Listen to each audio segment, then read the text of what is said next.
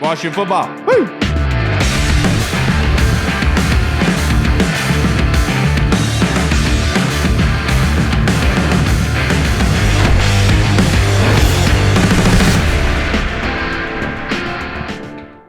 Hello, everybody, and welcome to the Burgundy Zone. I am your host, Kyle, and I'm also joined by my two co-hosts, Michael Hall and Michael Reed.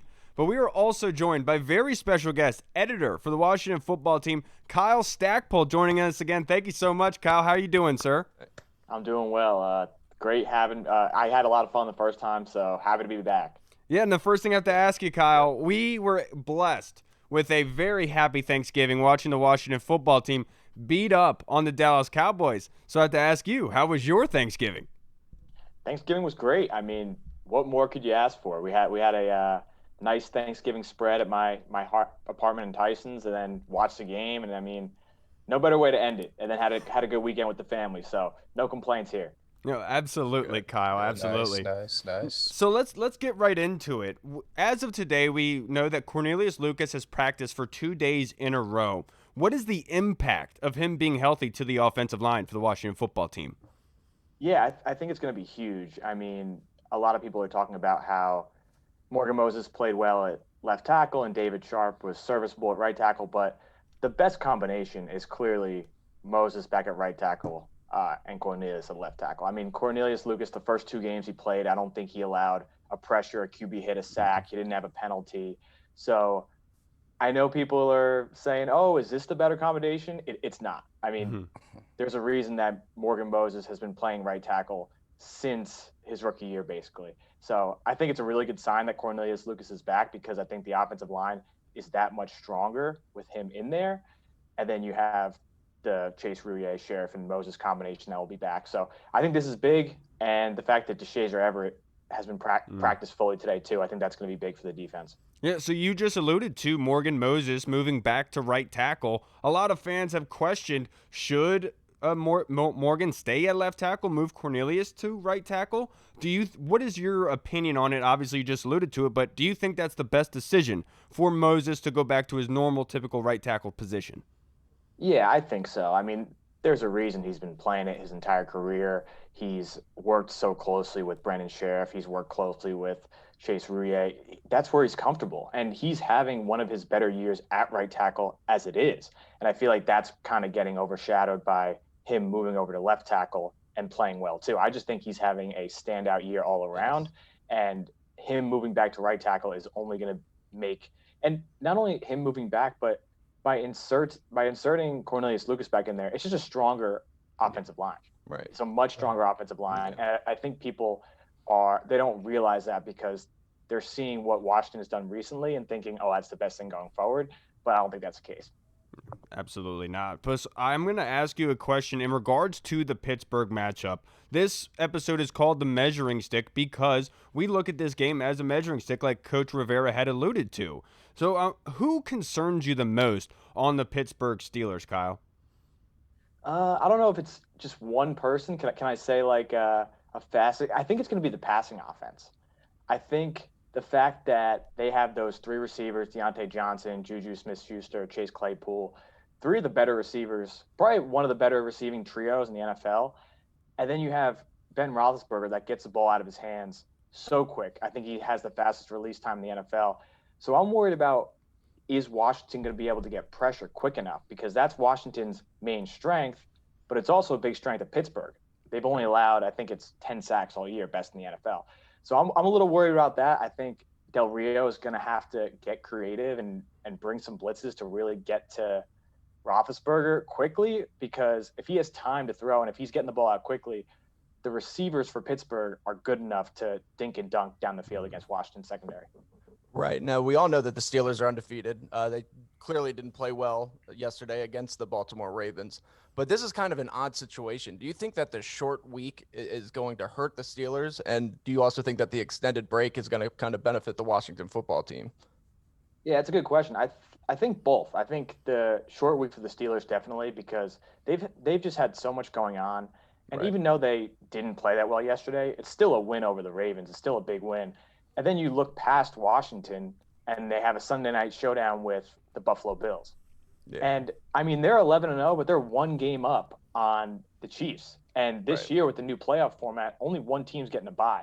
So I'm kind of thinking that Pittsburgh might be overlooking Washington and look into that Sunday night game, and then throw in everything that's happening with the short week, with COVID. You got some playmakers that are still on COVID for their team. So I think that's going to hurt them. And I think Washington, it's tough because some part of you like wanted to see them. They played so well against Dallas. Hey, let's get back out there and see what they can do against, one of the best teams in the NFL. But I think getting back healthy, getting these guys back, resting. I mean, they basically got, an extra bye week versus the Steelers, who really haven't had a bye week since, they had that fiasco where they were supposed to play Tennessee or something like that. Right. So I think it's going to benefit. It's definitely a benefit to Washington. The only problem would be if they come out slow. I mean, they had the bye week and they came out slow against the Giants. Is that same thing going to happen? Because if you fall behind against Pittsburgh, it's going to be really tough to climb back in. Right. And now, Kyle, I know that you had put out a column last night in regards with Ron Rivera and his mindset heading into this Pittsburgh game. So do you believe that this team is ready for the matchup? And what I mean by that is, do you think that they're a little bit, they could possibly be a little overconfident heading into this game after winning 2 straight over the Bengals and Cowboys in a long week? How do you think that they're viewing this? Are you concerned at all that they are feeling a little overconfident? I don't think they're feeling overconfident. I think it's more the fan base might be feeling overconfident more than the players, because while they did play their best and in the second half they just ran away with it, which is something that we haven't really seen from Washington this year. You look at their schedule from week 6 on, and the quality of the opponent just isn't very high. Right. And now you're going against Pittsburgh, who's not only a playoff team but a Super Bowl team. So, I mean, I'm still confident that they're going to be able to keep it close, but it shouldn't be a thing where if they lose by 7 or 10 points, where people are saying, oh, what's wrong with Washington because of what they did their past 2 games. In terms of the team, I think Rivera because of the coaching staff in place, they know what they're up against, and they understand that what they did these past couple of weeks, they're going to have to need to be even better. But I think their performance against these teams does give them confidence to, let's see. I mean, Rivera said it, and you called it the measuring stick. It's like, where are we at? Like, can we compete with these teams? How close are we? So I think that's going to motivate them to want to show what they have against the best. Yeah, and sticking with the whole confidence theme right now, a person that's been getting more confident is Scott Turner, and his play calling's been pretty good the past, I'd say, since the Lions game or the first Giants game, I would say. Do you think he's going to go into this game with the same confidence, same type of aggressiveness as maybe the Dallas game, seeing how this Pittsburgh defense is pretty vaunted? That's a good question. I'm really not sure. I would probably say no, but it's weird. It's like you don't want to run a trick play and have it backfire on you like it did against the Lions. But in a game like this, where you have like the talent discrepancy and just like the gap between these 2 teams, you might need the trick plays to kind of close that gap and get a couple big plays. So I was originally thinking no. I'm going to go with yes, because they need some razzle dazzle. They need big plays downfield, because I mean the Steelers offense is basically number 1 in like almost every category. The number 1 pass defense, number 1 or number 2 in scoring defense. Washington's not going to get a lot of yards on them, so they need to figure out some way to get some chunk plays. And I think that might be Scott Turner dialing some stuff up. So yeah, I think we'll see it. I mean, the fact that he ran a play from a 1994 movie Thanksgiving against Dallas, I don't think he cares what anyone thinks and what they're going up against. He's going to call his game. He's gaining confidence as a play caller, and I think it's going to show.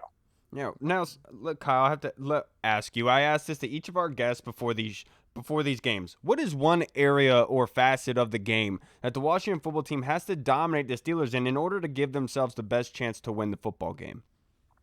Yeah, I think it's got to be the running game. So Washington was terrible running the football the first part of the year. They've been very good lately with Antonio Gibson, and that's really the one thing that the Steelers don't do that well, and they also don't run the ball that well themselves. So I think if Washington is able to run the ball with Gibson, even get Peyton Barber in there. I mean, Peyton Barber looked better than he has all year against Dallas. Yeah. If they can control the running game, control the clock, hopefully open up some play action, maybe hit Terry downfield, hit Cam Sims downfield, keep Big Ben and that offense off the field, keep them out of rhythm. And I think if they do that, that gives them a chance. But if they start playing from behind and they're going up against Pittsburgh's pass rush that leads the league in sacks and Washington's allowing like the third most sacks, that's just a recipe for disaster. So I think needing to get out ahead, but also they have to get the running game going. And Kyle, look, they've run the ball incredibly well over the past couple weeks with Antonio Gibson. But one question of mine has really gone under the wayside, and it's gone unanswered. Who is the number 2 wide receiver right now for the Washington football team? Yeah, I think they're really still trying to figure it out. I mean, you thought it was Cam Sims after he had those couple games, and now they're not really going to him. I think it's probably – at this point, Logan Thomas, like number 2 pass catcher, I guess. No, if you ask me number 2 receiver, like I think I said last week that like Cam Sims would finish as the number 2 receiver, but I don't know. I think that's something they're trying to figure out. But it's also, I guess like the way that they're winning, they don't really need a number 2 receiver because Alex isn't throwing for that many yards. When he is, Terry McLaurin's getting open and he's finding him. And in third down situations, he's able to find McKissick or Thomas. So it's tough. I honestly think we don't know. I would like to think that Steven Sims is going to emerge just because of what they thought he was entering the year. And I think he's still working his way back, but it hasn't happened yet. So that's really one of the things that's under the radar. Like, hey, who else is going to step up? We saw flash of Cam Sims, saw flash of Isaiah Wright, but who's going to get this offense to the next level by being that consistent threat? Right. And speaking of that consistent threat, we saw for maybe 2 or 3 weeks that J.D. McKissick was kind of getting that rapport with Alex Smith and the kind of the dump offs and those little third and short plays. And he's kind of been phased out the last like week or two. Do you think he's going to get an uptick in usage coming into this week with, again, this defense being so vaunted and not really giving up deep plays like that? I think it depends on the game script. I mean, when J.D. McKissick is catching a lot of balls, it's usually not a good thing for the offense because they're playing from behind. Right. But when they're playing from – I mean, I think 46 of 59 of Peyton Barber's carries have come in wins. Mm-hmm. So it's almost like you don't want to see McKissick as much because that means they're playing from ahead. I think you're going to end up seeing him because, I mean, just – the nature of who they're playing, they're probably going to be down and needing him in there. So, but I think it's largely dependent on how they're doing. And I think if they can ride Gibson and sprinkle in Barber when they can, that's the ideal plan. But if they have to go to the passing game, pass heavy attack, they have someone in McKissick that can do it. Right. So switching gears a little bit to the other side of the ball, I know a lot of people were kind of disappointed with Chase Young's play just because he didn't fill up the stat sheet, even though anybody watches a game still know that Chase Young has affected games all season long. The last 2 games, however, Chase Young has played fantastic. He's dominated the game. He's looked like the best player on the field. Mm-hmm. Do you see that kind of continuing against the Steelers, or do you think that was more just so the Cowboys having a banged up O-line and the Bengals just having a straight up bad O-line? I don't think he's gonna be the best player on the. I think it's gonna be tough. I mean, like I said, Pittsburgh is allowed, I think, 10 sacks all year. They have a good offensive line. Right. They don't allow sacks to anybody. Yeah. But if anyone's gonna, make plays, it's gonna be Washington's D-line. They've been one of the best. So I think he's gonna still impact the game, but he might not have the stats just because the stats haven't been there against their O-line. But I think you're still going to see him make an impact, and I don't think fans need to worry about it. Like, if he doesn't have a sack against Pittsburgh, fan should be like, oh, you know what, he's back to what he was doing in the beginning of the year, because that's just an asinine take. I know. Chase Young is a stud.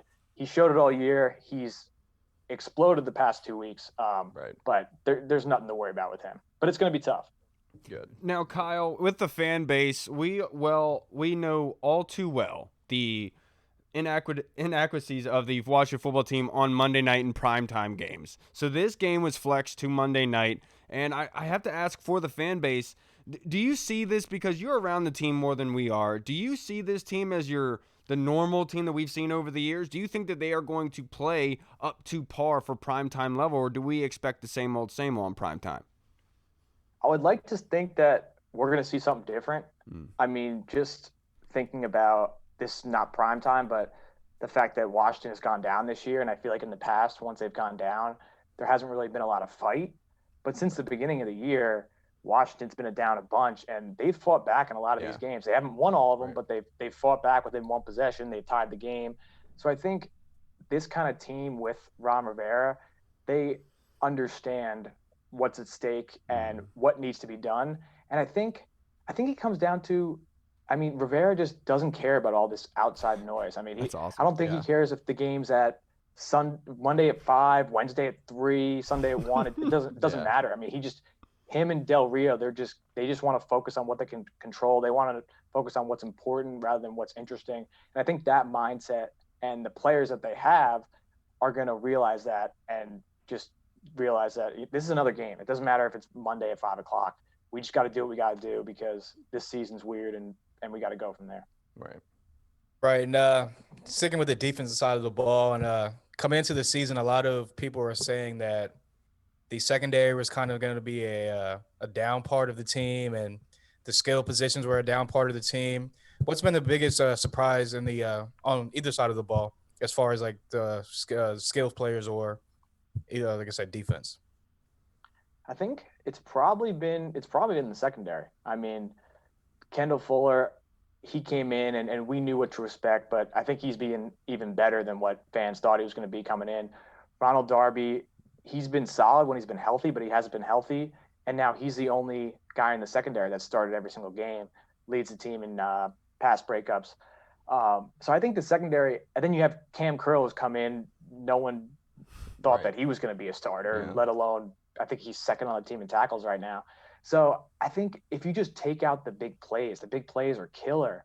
I mean, I think they've allowed 7 plays of 50 more yards. They've all happened in the first half.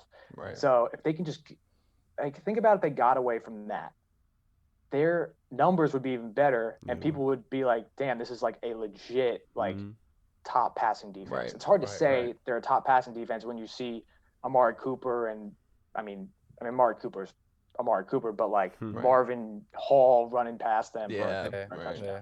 But I think just what we thought going into the year, we thought that the secondary would struggle even with the pieces that they have. And they've really come together, especially with Landon Collins not playing up to the standard that he did last year. You thought that he was going to be the superstar back there and the guy who like held it all together. And it's really been the supporting cast that has kind of helped him out and really stepped up since he got hurt.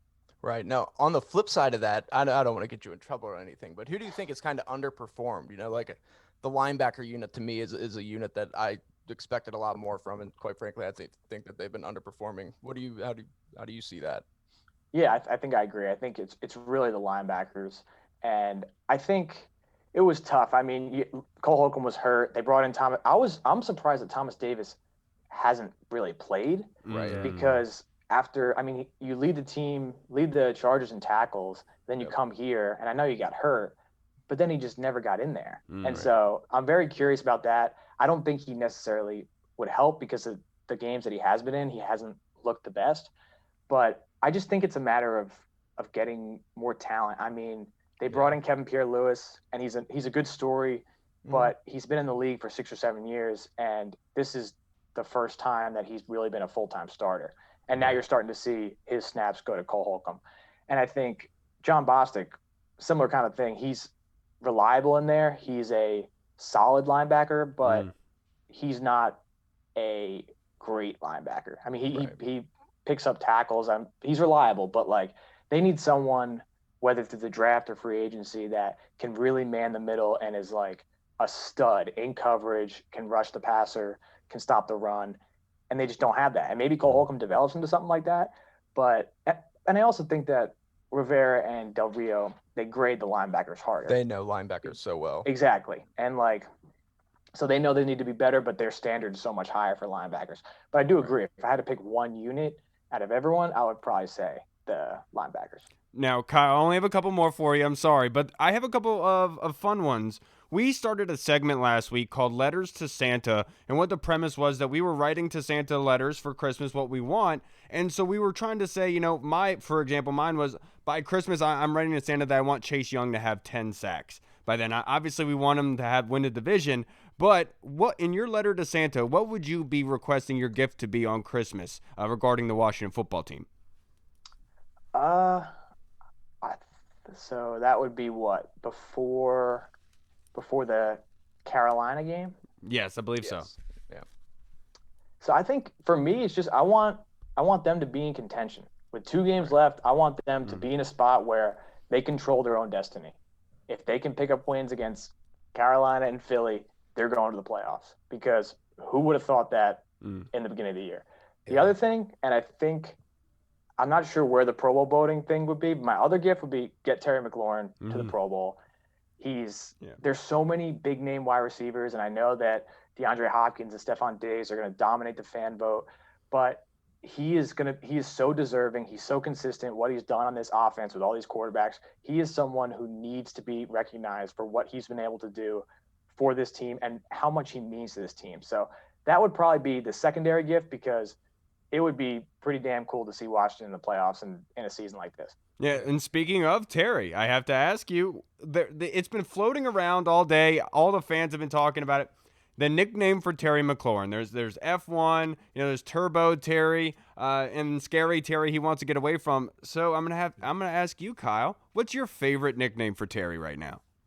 So my coworker Zach Selby and I, so we have the Rundown podcast. I guess we do it twice a week, and we've been saying Chef Terry. And I just want to explain this, because everyone's like, oh, it's Russ's nickname, it's Dalvin Cook's, but those are both like, let Russ cook. Like, I'll let him like do his thing. But like, we're seeing it more as like, look at Terry McLaurin's tape against these DBs, and he's just cooking them.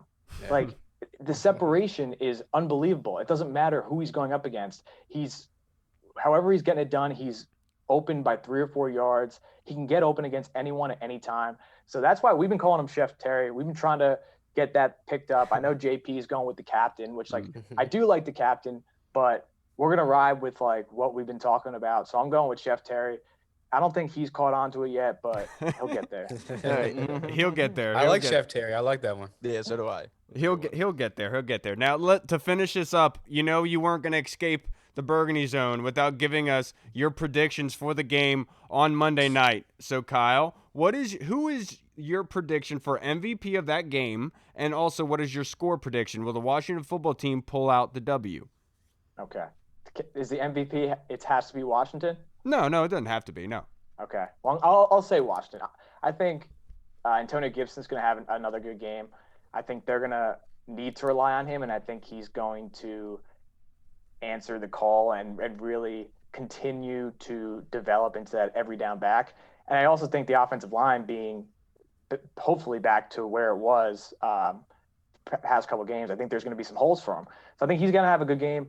I think Washington's going to keep it close, but I think towards the end, I mean, Pittsburgh is they're so experienced. They've been in this situation millions of times before. They know how to pull out games even when they're not playing their best.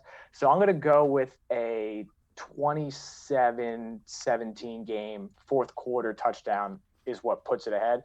But I think it's going to be because you can't go into this game and be like, oh, if we don't win, that's a disappointment, because come on, you got to be reasonable here. You got to be reasonable. But I think it's going to be a game where you can still take away from it, hey, this is where they stacked up, and they stacked up, maybe better than we expected them to. And that gives them confidence going into Seattle and San Francisco. Because those are games that, I mean, people are talking about San Francisco, but Seattle too. I mean, they can get after Russell Wilson. That defense can't stop anyone except for Carson Wentz. So everybody can stop. Exactly. So, I mean, this isn't the game that they're supposed to win to make the playoffs. So I think it's going to be tough, but it should be tough because, I mean, the Steelers are the 13th team to start 11-0 since the Super Bowl era. So. Right. Yeah, and I would say the list of who can't stop Carson Wentz is probably a very, very small one there, Kyle. Kyle, I really do appreciate you taking time out and being able to join us. I know you're very busy, always writing up columns for the Washington football team. I do want to let you know I do watch the rundown with you and Zach. I do appreciate the work that you guys put in. I love hearing you guys. I love hearing you guys chalk it up. And Selby, of course, tell him we said hello, and we can't wait for more of those baking pictures he always sends. Yeah, dude, I know. I feel like he's been slacking a little bit. He's got to get back on it. I know, dude. Get it back on that horse. All right, Kyle. Maybe in the off season. Yeah, absolutely. All right, everybody. Thank you so much, Kyle. You have a good night, sir, and we're looking forward to see you in the future. Yeah, you too. Thanks for having me on. Of course, brother. Take it easy. All right, everybody. Well, that was another great interview with Stackpole, as always. Great insight. Yeah, that's always going to be a thing with Stackpole and Selby. They are just two great guys.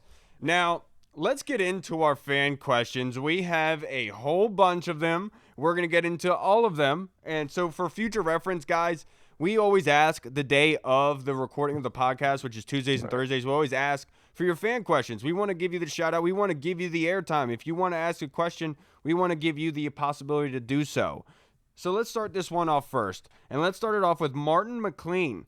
He wants to know, will Bryce Love or Reuben Foster ever play a snap for the Washington football team? Reed, I'll start with you. See, that's a tough one. I know everybody wants to see those guys play. We want to see what they can do. I would think that Bryce Love would have been fairly close to playing this year.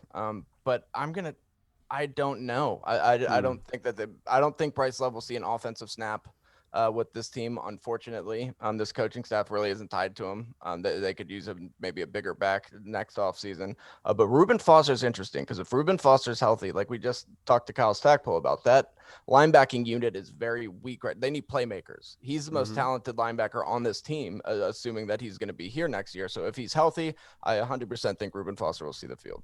Yeah, I'm right there with you. If he is healthy, if he gets back to the shape that he was in after college, right around that area, because he's even said he hasn't gotten back to that kind of shape, that football shape. If he's there, I definitely do. But as of right now, I would say no.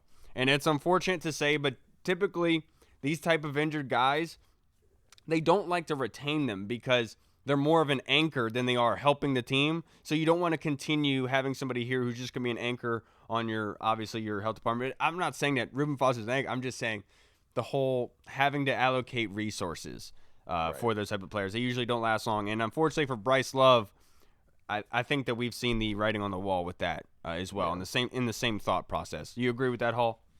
Yeah, I agree with you. I think that neither of them is going to probably play a snap for us in 2021 or any time of that going forward. They activated Bryce Love off of the IR, and he had 21 days to come back, and it seems like he kind of hit that wall once again. He had a setback. Yeah, he had a setback, exactly. So couldn't get over that plateau. So I like you said, the coaching staff doesn't really have any ties to him. So I think they're just going to be like, thanks for being here. Thanks for the hard work. Hopefully you get a job somewhere else. And Reuben Foster is interesting, but at the same time, I just feel like the coaching staff's not tied to him. Again, I feel like he kind of hit that wall. He didn't really get plateau over the wall. And I don't know that next year with like all the training in the off season, all that stuff, all the outside work is really going to, because I think they were talking about he had like nerve damage as well. It was such a serious injury. Yeah. So I don't know if that nerve's ever going to regenerate itself. And if it does, cool. I hope he comes back because he's a great linebacker, but I just don't think that they'll be playing a snap for us in any time in the near future or at all. Yeah, absolutely. No, great questions from Martin McLean. Thank you, sir. Appreciate it.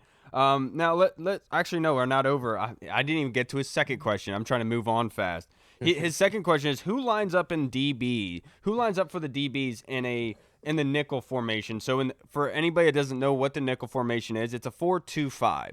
4 down linemen, 2 linebackers, and 5 DBs. So I'll start this off so you guys kind of have a baseline.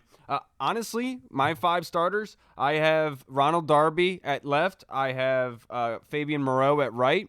I have Jimmy Moreland in the slot. I have Kendall Fuller playing safety alongside of Cameron Curl.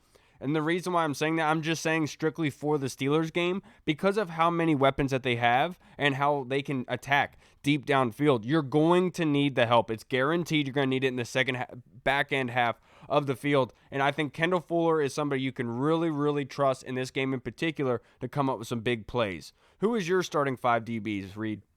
Honestly, you literally just about took mine. And the reason for me, I know Fuller hasn't been the best at free safety necessarily, especially in terms of like PFF grade, but he's better than Apke. He's better than some of these other guys Right. still. So, and I still think Fabian Moreau, he seems to have fallen out of favor a little bit with the coaching staff, but he's still, He when he's continues on to the make field, plays when he's on the he field. makes play every time. He always Mhm. makes plays. Ronald Darby is very underrated as a fantastic signing. I, of course, love the People's Corner, Jimmy Moreland, and what Cam Kroll's doing. So, Kyle, I would go with the exact same thing you were going. Yeah. What about you, Hall? Do you agree? Yeah, except I'm gonna swap out. I'm gonna go Darby on the left, Moreland in the slot, Fuller on the right, Reeves and Curls in the back end. I feel like I had Jeremy that. Reeves really I had that stepped. too. Yeah, I feel like Jeremy Reeves really stepped up as of late. Ron Rivera's even like He mentioned has him in a played very couple of well. pressers. Yes. Said he's like been very smart on the field. If you look at I forget who put the clip on Twitter, but he's been communicating very, very, very well on the back end, which has been a huge problem for this secondary over the past X amount of years. Where he tells before Cameron Curl that the screen's coming. Exactly, and then Jimmy Moreland and them come up and make the play, and that's why I got Jimmy Moreland in the slot because that dude is a dog in the slot. He's not afraid to come up and make a tackle. I mean, you're facing big wide receivers like James Washington, Chase Claypool, even Juju's a pretty big guy yourself. Yeah, got to not be afraid to come up and make a tackle. So we need guys like that in the secondary on the field.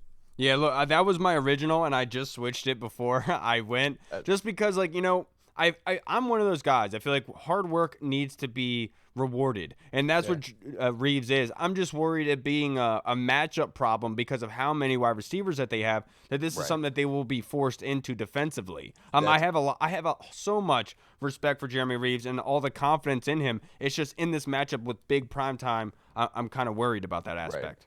Yeah, that's a great point. That was my thinking too, and I just wanted the most talented guys on the field. I feel for that receiver side, but to be completely honest, I think it will end up being Reeves at free safety. Yeah. The great questions from Martin. Thank you, Martin. Now, Tim Meek, our former guest, a recent guest actually, with DeShazier Everett and Cornelius Lucas practicing 2 days in a row, it's a big deal, and he wants our thoughts on it. Hall, I'll start with you. Yeah, I mean, Kyle Stackpole alluded to it before. It's a huge deal because you get the right side back and sewed up surely with Chase Roulier, Brandon Sheriff, Morgan Moses on the right side. Good to go.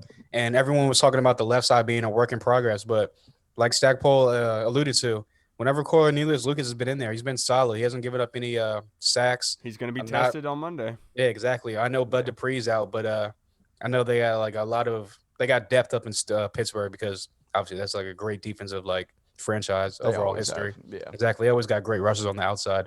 But I definitely think that it's a huge deal and it strengthens the line just a little bit more because again, everyone's back to their original positions. Yeah, it's a huge deal, Tim, because right now by Pro Football Focus, TJ Watt is rated as the number 1 pass rusher in the league right now. They need all the help they can get against this great pass rush. Obviously, they're going to be without Bud Dupree, who just suffered a torn ACL yesterday, but they, without a doubt, with Cam Hayward, those guys can get after the quarterback. And having a solidified good offensive line is everything that's necessary. And I would be very worried if Morgan Moses was playing left tackle. I'm going to be perfectly honest. Against the Cowboys, you can get away with that. Against the best in the league, I don't think you can. And I know I have all the confidence in Morgan, but it's the other side that I'm more worried about. Yeah. But that being said, with Morgan at right tackle and Cornelius at left, I'm much more confident. And because of that, I think it's a huge deal that they're practicing today. Now, with DeShazier Everett, I'm glad that he adds some depth back there, but he's like one of those guys they continue to give the opportunity to, and then nothing really accumulates. So I don't think it's that big of a deal, but Cornelius Lucas, in my opinion, 100% is. What about you, Reed? I feel exactly the same as you guys. I think that having Cornelius Lucas, he's somebody who during the offseason I said I thought could come in here and compete and win the starting left tackle position, because if you really look back at him last year with the Bears, he was not that bad. PFF had him graded out in the 80s. He predominantly played right tackle, but we had right tackle locked down. So I think that when moving Morgan back to that right side really solidifies it with him and Sheriff, and then the left side has been fantastic with Lucas and Wes Schweitzer of all people. Like you would never expect that duo to work so well, but it has. So I think that would be huge going up against this Pittsburgh defense. And then getting back to DeShazier Everett, I think again, I think that's big. I know that he has had opportunity after opportunity, but I would rather have see him anywhere back there than Troy Apke. This makes it a little bit. Yeah, Poor it's Troy, true. dude, just gets man. beat up. He's so bad. But the one thing I will say about DeShazer Everett is, yes, he will make some mental mistakes, but he gives 110% every play. He's always flying around the ball. You need somebody like that on the back end. Cam Curl's the same way. So I think that really just getting both of those guys back would benefit us. And who would have thought that we would be talking about that at this point in the season? Right. Do you think Cornelius Lucas or DeShazer Everett was really going to make that big of an impact? And yeah, I really do. You're absolutely right. Thank you so much for the question, Tim. Really appreciate it. Now let's hop on to another former guest and fellow podcaster, Emmanuel Chaguba. He wants to know, Hall, I'll start with you with this one. Will Gibson continue to be involved in the offense? 150% he will. I mean, you see what he's been doing throughout the whole season. You see these dominating performances he's put up of the past couple of games. And obviously, the Steelers defense, obviously the Steelers defense is like tough. It's a tough run defense, tough pass defense. But I think that if you stick with the run, given the opportunities, as you've seen, when he gets over 15 plus touches, great things happen for this offense. So I definitely think he'll continue to be involved. And if he's not, then Scott Turner's regressing as an offensive coordinator. Yeah, I think that his momentum is building right now. He has made strides better with his vision and being able to see the holes in the offense. And because of that, I definitely think he's going to be involved. He's going to be continued to be involved heavily. I still think that he is a back end of the game type of runner that'll beat you into the ground. You know, you make sure that he's consistent throughout the game, but at the end of the game, that's when you really pound with him and really chalk up this yardage when the defense is getting tired. At late in the game. So without a doubt, I think Antonio Gibson is going to be continued to be used heavily. What about you, Reed? Yeah, I definitely, that's what they're going to try to do. I would imagine. I would hope so. He scored a touchdown in 5 straight games. The only way I can see Antonio Gibson not being heavily involved is if we end up finding ourselves down by a lot and all of a sudden we have to play catch up. So we have J.D. McKissick back there a lot and we're not going to be running the ball, which hopefully won't happen. But this is a very good Pittsburgh team. You never know. But we've been playing a lot better as of late, granted against bad teams. But I think the offense right now runs through Gibson and McLaurin, and you really got to get this running game going, especially against this Pittsburgh defense. You have to have a running game, and you have to be able to get yards on the ground in order to set up the pass. Absolutely. Thank you, E-Man. Appreciate it. And if you guys haven't already, go and like and subscribe to the Back Row Redskins podcast that Manny is the head of. He does a great job with that. Now let's move on to another fellow guest and former podcaster, Andy Burrows. Please, can someone come close his door? Go close it. Let's close it. Jesus. Jeez. Now let's keep it with Burrows with the DC Tweet Team podcast. Our man and really good friend of the podcast. He wants to know, have your expectations changed over the past couple weeks of the Washington football team? Reed, I'll start with you. Not necessarily. No, just because look, I know that they're riding a 2-game winning streak, but like we've said, that's against 2 very bad teams that were beat up. And this is a tough game. You never know what you're going to get with Washington. It's almost like it's just a crapshoot anytime that they play. But I could 100% see Washington coming out and playing the Steelers really well, or I could see them coming out and do what they always do, be down 17-3 at half, and then, play catch up the rest of the game. So my expectations haven't really changed. I'm ready for anything. So I think when your expectations are anything can happen, then you're never really surprised by anything. So I think nothing's really changed for me. Yeah, I'm right there with you. My expectations have not changed at all, Andy. I just expect them to compete in these games, and that's what they've been doing, and they've been living up to that, and I'm hoping that that's what's going to transpire on Monday. That's it. I don't think that this is a bona fide playoff team that could really beat someone in the playoffs. I'm not going to sit here and demand and say that's 100% going to happen, but I am going to say I am uplifted with the way that they've played from week 4 until now. It's a completely different team. I feel like they've really found something here in a kind of game structure on how to win football games. They're slowly turning, and but my expectations haven't changed. What about you, Hall? Yeah, no, they haven't changed just because my expectations for this team was maybe 5 to 6 wins this season, which is looking like what we're going to get around anyway. So as far as that goes, my expectations not changed. I just expecting this team to come out like they've done the past couple of weeks and hopefully play at least 3, maybe even 4 total quarters of football and not come out and just beat themselves like they have been over those past couple of weeks with both Giants games, the Lions. So, yeah, just I'm expecting a disciplined team because Ron Rivera preaches discipline to his players, and I'm expecting them to come out and not get blown out and put up a fight. And like Kyle Stackpole said, keep it close to the fourth quarter. Absolutely. Now, the DC Tweet team also sent us out a question, which was Andy, what are keys to the victory? I asked this question to Kyle Stackpole, something we always ask for these pre-game shows. But what is one area in particular, one area or facet of the game that a watch football team has to dominate in order to have a good chance to win, Hall? I'm gonna go with they got to be able to tackle. Can't have a lot of broken tackles. Can't have a lot of missed tackles because, like Kyle Stackpole said, Big Ben is first in the league right now with getting the ball out faster, quickly. I think it's at like 2.5 seconds or something like that, something crazy. So you're gonna have to be able to tackle in the open field and make plays in the open field on defense. So I think that's gonna be the key. Yeah, and mine is it's the turnover battle, to be not turnovers, but big plays, really, because if they can limit the Steelers to having one big play or less, I think that is the area that they can win. Because if you're telling the Pittsburgh Steelers they have to throw everything short and it's going to be based on tackling at that point, I think they have a very good chance. But if they're having to throw the ball up deep to Chase Claypool, I think there's a good chance that they're going to be able to hit a lot of those. So if they can limit the big plays to one or less, I think that is going to be the best area that they can win in order to be put in a position to win the football game. What about you, Reed? Usually the correct answer is don't beat yourself again this week. But Pittsburgh's such a good team that you really do have to play your A game. And I think that it's going to come down to the offensive line versus the defensive line. This offensive line has to be able to do a good job protecting Alex Smith, opening up lanes for Antonio Gibson against this Pittsburgh front seven, because it's so talented, like Hall said, even with Bud Dupree out. I mean, TJ Watt, Cam Hayward, Stephon Tuitt, these guys are just very good. And I think if you can establish the run in this game, you're going to be okay. That's going to open up the pass. And I know Pittsburgh still has a very good secondary with Minkah Fitzpatrick and whatnot, but running the ball will solve so many issues. So just run the ball well. I hope that they dominate the line of scrimmage, and I think that's a huge key. Yeah, and look, you brought up a great point because it's something I talked about on Tuesday. The Steelers are an old team that have been playing together for a while. They typically do not make mistakes. You have to be able to earn it versus the Pittsburgh Steelers. To credit to your point, you're absolutely right. So thank you to Burrows and the DC Tweet Team podcast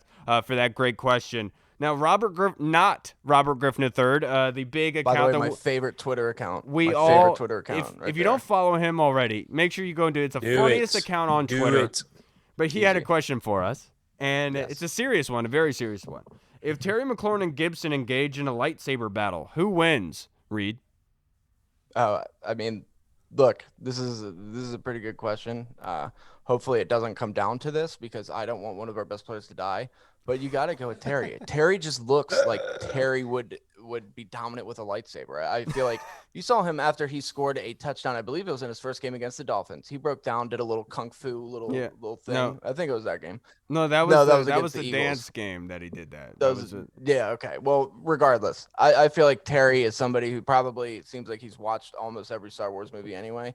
But so I would say Terry would win, but the real person you got to watch out for is Antonio Gandy Golden, because if he gets in there, that dude is such a nerd. He probably knows everything about all the Star Wars movies. I guarantee he wins with that long reach. Look, this is a hilarious joke, but look, I would say Terry McLaurin, to be perfectly honest with you. He reminds me of Samuel L. Jackson, the Jedi in Star Wars, the one kind of like Neo. Just too fast, knows everything you're going to do, has all the answers to everything you're going to do. It doesn't matter. But I did respond to not Robert Griffin III today, and I said, who wins that? All of us. I'd pay for that kind of action. That would be a lot of fun. Not if they die. No, but, like a Matt, you know what I'm saying? Like a fun cartoon. If they made a little skit of it. Okay, all right, good. Because I don't want to see any of them get hurt. Lightsabers are a very dangerous weapon. Yes, it is. Not the same lightsaber you have in your drawer. All right, what about you, Hall? Who wins that? Well, that one's a pleasure lightsaber, Kyle. It doesn't hurt. I'm going to go with McLaurin. I mean, look, Terry McLaurin's good at everything he does, clearly. Yeah, so I'm sure if you got a lightsaber, we just slice up Antonio Gibson real quick. Gibson's my guy. He's been my guy since day one. But I got to go with Terry on this one. Yeah. And that was a great one, to say the least. So thank you so much to not Robert Griffin III. It was an honor to get a question from you, sir. Now, from HT We Are podcast, Freddie Ham and Maddie Crocker. Make sure you go follow them and subscribe to them on iTunes and Spotify and Anchor. Their question, and it's a really, really good one. Who are some women that we admire in sports or in like sports media altogether? I'll start with you, Hall. I'll go Diana Taurasi, the WNBA player. She was a beast in college at UConn. She's like one of the best like female players of all time. She got the respect of Kobe. So if you get the respect of Kobe, you know you're a baller. So yeah, dude, she's definitely someone I've like not really followed her career, but she's always like, look, they're always showing her highlights on ESPN. They're always talking about her. I think she has like the most points scored in like WNBA history. Pretty sure she has like most points scored in like UConn history. I'm not Maya Moore actually, but yeah, I mean she's all around baller, and then like I'm a big NBA fan, so if you're a baller, you're a baller. So she's someone I respect. Yeah, and so, a woman in the industry that I absolutely admire and I kind of like, just was intrigued by a lot was Sage Steele from ESPN. I always love Sage the way like when you think of somebody who's supposed to be a professional kind of sports analyst or host, like Sage Steele is right there next to in the dictionary. The way that she broke the game down. I know her dad actually was, I think, in the military or played. And so she just had an idea for the game. And I loved her confidence as she exuberated. There was never any moment where you thought that the stage was too big for Sage. I always thought that she did a very good job of her job. She's very confident. I just loved the way that she did her job. So Sage Steele for me. What about you, Reed? Right. So in the sporting world, honestly, I'm going to say Julie Donaldson has been a huge influence. Everything that she's done has been awesome. Julie Donaldson's one of my favorite people in the entire world. So she's got to be mentioned here. But I'm also going to go with somebody who is a female athlete, and that is Amanda Nunes from the UFC, the greatest women's fighter of all time. Just watching her knock out Chris Cyborg, watching her against Ronda Rousey, watching her against Holly Holm. She's not only considered one of the greatest women's fighter of all time, she's considered one of the greatest fighters of all time at this point. And I just think it's so badass to watch that woman fight. Yeah, that's a great question from you guys at HTWR. Now, Freddie actually had another question for us. The new stadium that has been floated around that could come in 2027. Freddie wants to know, what do we want out of that stadium? Would we want a roof for it? Do we want it to be a grass field or a turf field? Do we want the lower bowl to move like RFK did? Or do we want it in the DMV? Does it really matter? So I'll start with you, Reed. There's a lot that I would like. There's a lot of directions I can go. I think having a domed stadium is 100% the direction that they're going to go. Having a roof, whether it's retractable or not, because they want to host a Super Bowl. They want to be able to do that. But I do also feel like it's important to have that classic RFK feel where it's in DC and you can maybe add the element of the stands rocking. If they could do something like that on a new age stadium and still make it feel new, I would be ecstatic with that. I would love that. Yeah, I'm right there with you. For me, I want it to be grass. I think there are a lot of studies have come out recently talking about turf and how much it does influence with injuries. I know that we've all been talking about how the grass at FedEx Field has been causing injuries, but we found out from Jason Wright on Tuesday night that that's not true. That's actually one of the best fields in the NFL this year so far. It's crazy. Yeah, which is insane to hear. So I wanted to keep it with grass, Freddie. I'm going to be honest with you. Now with the roof, it has to be like a retractable roof. So kind of like what Las Vegas did where they can move the field in and out of the stadium so they can practice on it. I would love to have that kind of aspect. And then my number one, Freddie, is it has to be on the Potomac. At RFK or a site like it somewhere near there, the kind of euphoria of DC being on the Potomac and give that kind of awe about it is all I want. What about you, Hall? Yeah, I pretty much just have two things that I want in the new stadium, and you guys have already hit on both of them. The first thing is I definitely want a dome or retractable roof, just because everyone knows in the DMV area the weather can get kind of dicey come December, January, February. And look, if this team has aspirations of going deep into the playoffs, maybe becoming a contender one day, we're going to need kind of that home field advantage where like the weather's not really a factor in the game. And my second thing is just have it definitely in DC, the number one spot. But my second spot would just somewhere in Maryland, DC or Maryland. I don't really want the stadium in Virginia. I know that's like where the training facilities at and all that stuff, but I just feel like you're going to alienate a couple of the Maryland DC fans. They're not going to want to go all the way out to Virginia. I mean, I guess you do wherever you put it at. But, yeah, I don't know. Just those two things are good with me. DC or Maryland, preferably DC. and definitely like a dome or retractable roof. One thing that I could add to the whole like giving it an old time feel is one of the best stadiums in all of sports when it first came out, Camden Yards. Camden Yards is amazing because at the time it was a new age stadium, but they gave it an old feel. So if you could do that and kind of replicate like the RFK feel with the Rockin' Stadium, but it still looks new, I just think that would be so badass and be just a nice homage to be paying respects to the old Redskins. I know I'm not supposed to say the R word, but we're a different team now. So Yeah, paying absolutely. respects. Yeah, absolutely. That great questions from the HTWR podcast. Thank you so much, guys. Now, Tony Shivers, Tony the Tiger, like I like to call him, had another great question for us. He liked Burrow's question from Tuesday asking what actors would play us in a movie. And so he wants us to elaborate on a little bit more. He wants to know if we could have like an individual theme, a walkout song. If you can imagine like with pro baseball players, their walkout music when they go to the batter's box, what music that we would use, what song we would use to use our walkout. Hull, I'll start with you. I don't know. Don't start with me. I'm still thinking. I got it. I'll What- go. All right, Reed. Stone Cold Steve Austin's theme song. You just hear that glass break and then you just walk out. It just gets you. You just feel like a bad dude when you're walking out to that, you know? I'd probably be wearing a vest and the black tights too. Probably shave my head. Maybe have a goatee. Maybe I'd go Stone Cold Stun Kyle. I don't know. And that's how But your it son would- got here. That's exactly how I got here wearing that. Let me tell you. He bedazzled it up and stuff. That was. It's funny you said Stone Cold because I was gonna say Triple H, but I was like, nah, I don't want to go Triple H. But which Triple H theme song? He's had a few theme songs, you know? Not the Degeneration X. It's time to play the game. And I'd come out and just like spit Nah. water everywhere. Like, Yeah. That one gets that me would be pumped. my one. Actually, I'm gonna go with that one. I'm going with Triple H because I want to spit water everywhere. Like, Look, I guess I'm gonna be boring here because I went with a song. Mine is a change of seasons by Dream Theater. It's actually like a 23-minute song, but the first minute and a half is absolutely incredible. Some of the best music that you'll ever hear. So that one's for me. So Tony, thank you so much for asking us another great question outside the box. We love those. Of course, we love also, those. Triple H used to carry like a sledgehammer through the ring. So like, I want to be like Chirac, like the group Chirac, and just like walk with a sledgehammer everywhere. Like, yeah. So, it's an inside joke with Chirac. That would be kind of cool if your theme song played every time you walked out of your front door. Like you just everybody heard it. Like that would be kind of tight. You just Unless walk out like unless you're sneaking out at night or something. Yeah, just walk out, give everybody the BMF walk. smash two bears together and just chug them. Right. Just go. You know. We have one last question, and that is from Chris Bryant. And this is probably the most difficult question that we've gotten tonight.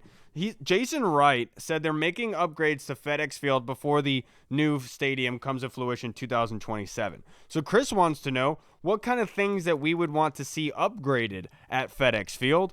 Hull, I'll start with you. Well, I'm gonna actually steal one of your ideas that you mentioned about having like a section off to like where the parents and kids can be at, because as we all know, we've been to the games.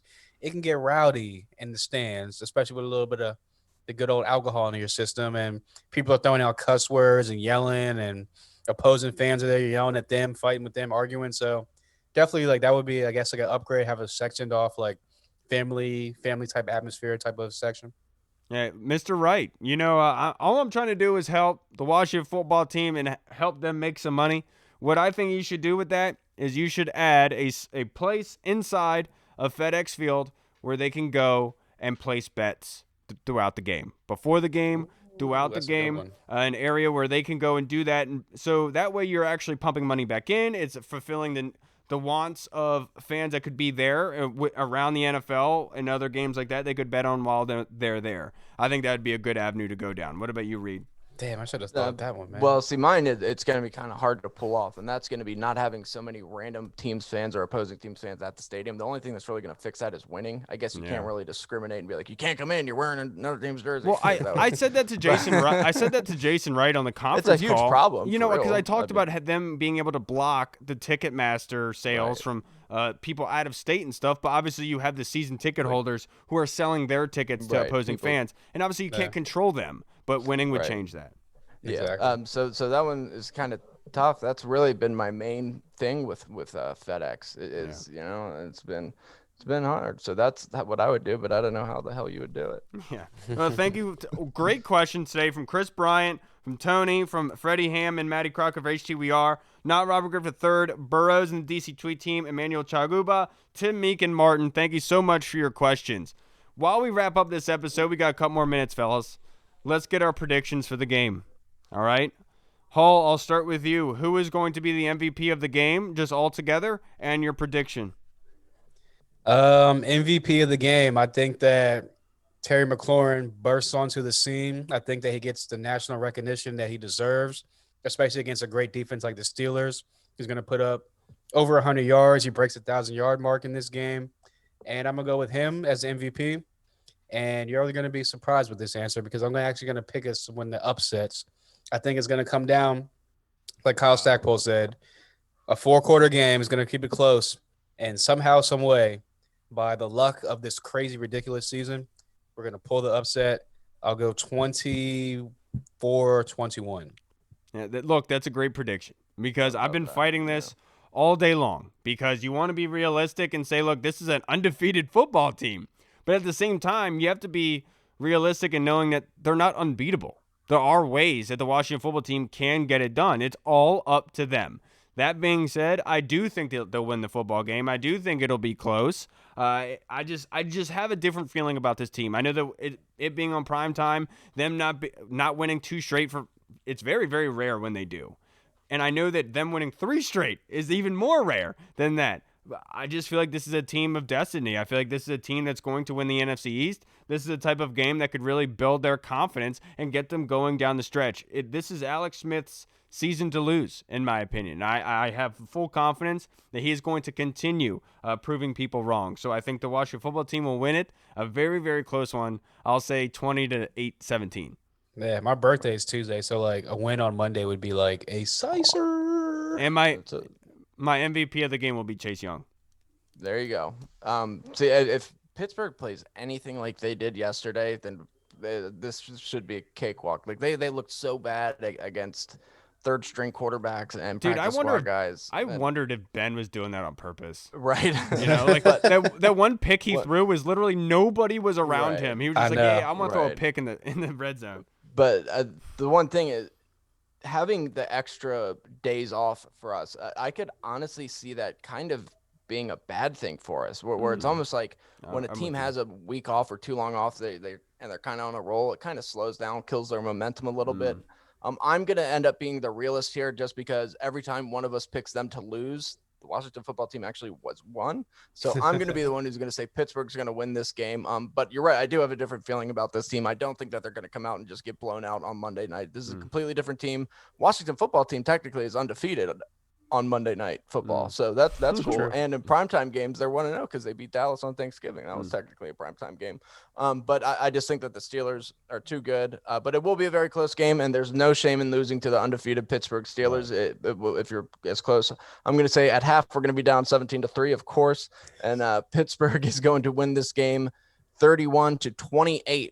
Washington's going to put together a fierce comeback, but it's just going to be a little bit it's going to be a little too late.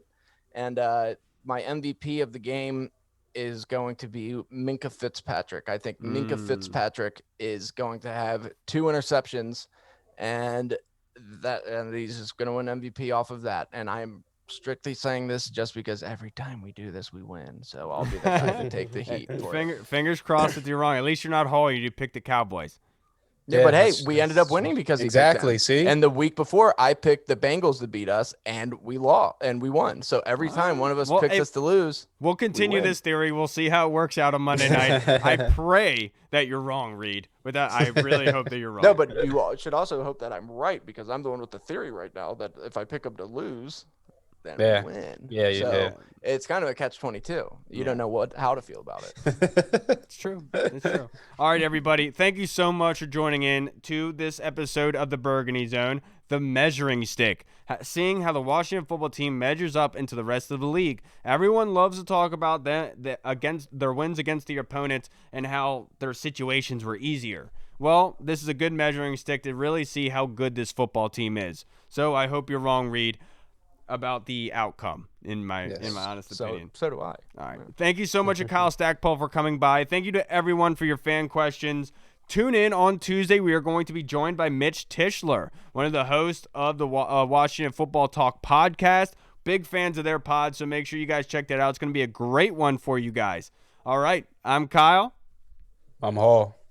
And I'm Bam Margera. And Don Vito's fat ass is right above me right now. Remember Bam? That's such a good outro. All right, everybody. We'll catch you next time. Go like and subscribe on YouTube, on iTunes, Spotify, Google Pods, Twitter, Facebook, Instagram. We're everywhere, everybody. We'll see you guys on Tuesday. Washington football. Hey! Washington football. Woo!